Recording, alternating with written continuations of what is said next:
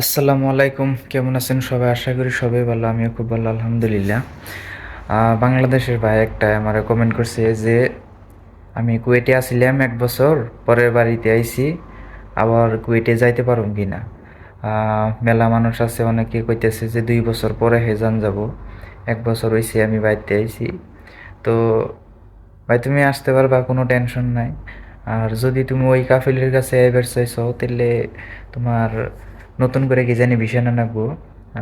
ওই বিষয়টা থাকে, যে বিষয়তে তুমি বাইতে গেছো সেই বিষয়টা থাকে 6 মাসের ভ্যালিডিটি থাকে। তো তুমি আনাইবার চাইলে নতুন করে ওই কফিলটা গিয়ে বিষয়টা প্রসেস করো নাগবো আবার। আর যদি তুমি অন্য কফিলের কাছে আইবার চাইতেছো, তাহলে কোনো সমস্যা নাই। তুমি নতুন করে বিষয় নিয়ে নতুন আইবার যাবে।